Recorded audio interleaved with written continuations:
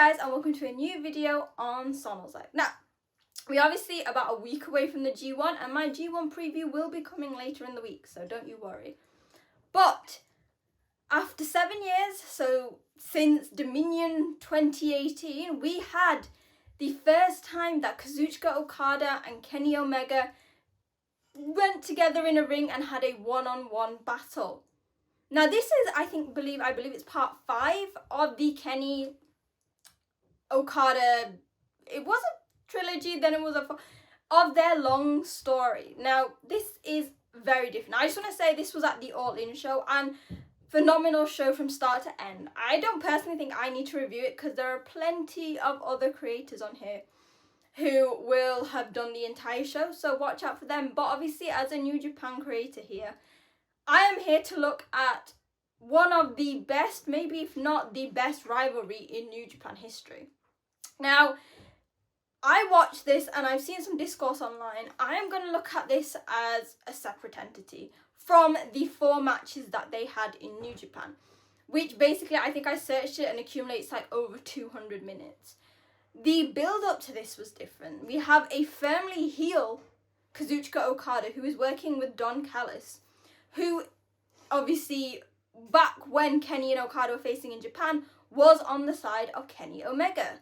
And then Okada joined Don Callis. So it's all been very confusing and turned on its head. And then we saw at Fighter Fest, I believe that's what it's called, they really targeted Kenny's mid-range. And that's obviously because he has just come back from a near-deadly, very dangerous bout of diverticulitis. I'm just here to have a look at the match itself and how it sort of levels on the past matches that they had. Again, this is coming from a New Japan fan's perspective. Let's get the big elephant in the room out of the way. In a sense, it was very different to the bouts that they had in New Japan because we did have a bit of interference. So midway through the match, we saw Don Callis get involved when Kenny Omega was on the sides and beating him up. We then saw Rocky Romero come out to try and cause some issues. Now this is really funny because obviously back in New Japan, Rocky and Okada were best friends. They were chaos through and through. Then Okada left to go to AEW and then turned heel, and Rocky was a bit like, eh. And then Rocky became a heel with obviously Trent. They brought Roppongi Vice back together, and now they're all in the Don Callis family. So it's like a chaos reunion without it. Then Don Callis got involved again by removing the ref, so Audrey had to come out. She ran out to do it. This match was very much story driven compared to the bouts in Japan, so I understand why it was done. This isn't just the case of, for example, in Japan where it was a battle for like the G1 or the IWGP Heavyweight Championship. This was a story that focuses on the past of Don and Kenny and also what has been happening, and you can't avoid that. So yeah, okay, I'm not a fan of that. I've never been a fan of interference. I've said this on several New Japan shows, whether it's like House of Torture, or more recently, the Don Callis family when they're getting involved with Takeshita, mainly Rocky Romero. So I understand there were some issues there. However, I'm going to push that aside because it was a very small amount, and actually it played to the storyline. Because people need to not stop, but obviously you can't compare it to the past bouts they've had. It's a completely different dimension, if you could say. You can imagine that all the New Japan ones were in like Earth 1, and then this AEW one's in Earth 2, where like the tables have turned and the characters have changed. But actually in the realms of the match itself, it was such a good wrestling match. Obviously I saw Kenny at the Tokyo Dome. I watched Okada in AEW and stuff. And he's obviously been a very different Okada to New Japan. But this was amazing. It was a match of amazing skills, but great psychology and storytelling. And for any New Japan fans who maybe didn't like that side of it, it's AEW, it's going to be different. But for example, throughout it, Okada was being the cocky heel. He was interacting with the crowds in different ways. I thought it was really cute that Ibushi was on the outside. He was teasing them. But the main thing was that compared to his usual moveset, he was targeting Kenny's midsection because of that story going forward.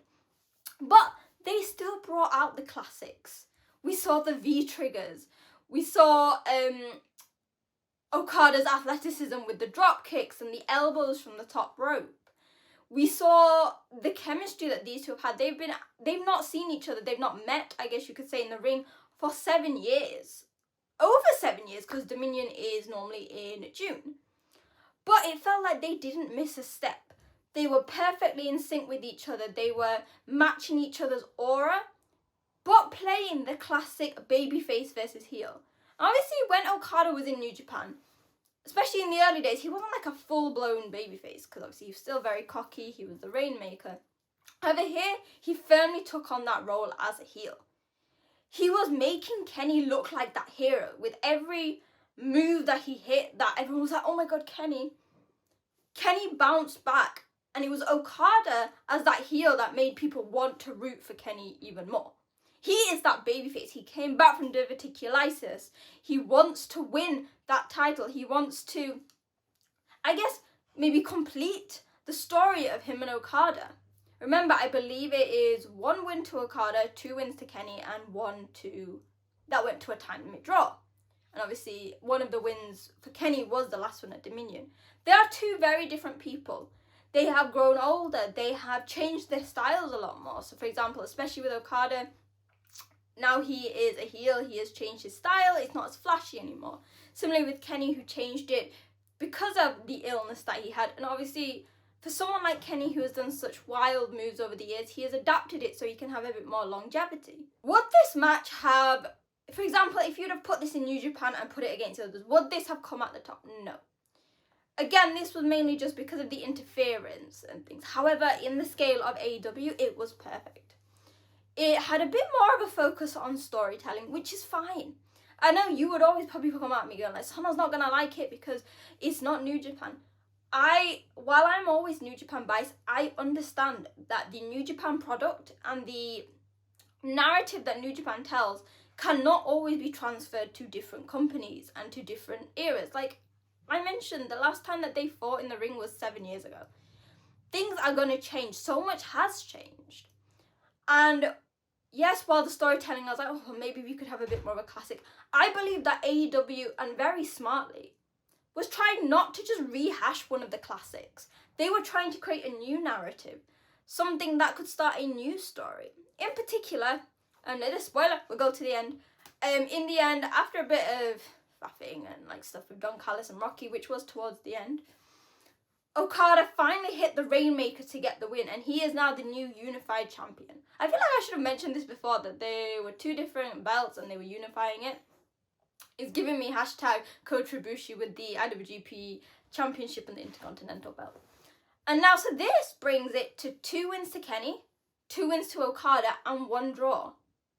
Surprisingly and unsurprisingly, I believe that this is now starting a new chapter for these two. It's not going to be the end. Especially with the interference that happened, I believe that Kenny is going to want another shot. He's going to want something that's fair, and there's going to be a lot more on the line for this.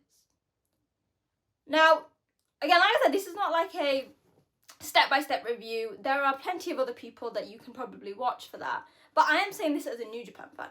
I went in, and especially when I saw the comments stuff about interference, I was like, I'm going to not like this. This is just going to be completely, like, deflated from what we know from Kenny and Okada. But actually, on the contrary, I see this as a new start. I see this as a new story for them. And they have taken everything that we loved. Because, hell, Okada and Kenny are still two of the best wrestlers in the world. Their moveset, they didn't miss a beat. I also shout out to Okada's dark hair. I never want to see the blonde again if this is what it's going to be like. They were showing you why they are the best in the world. But they were taking that and just adapting it to a different environment. Which again shows how good they are as wrestlers. I genuinely think that this, I was really excited to see this match. As a New Japan fan, Kenny versus Okada, while it sort of ended, while the year that I started watching New Japan, I was still so invested. You go back and you watch the matches.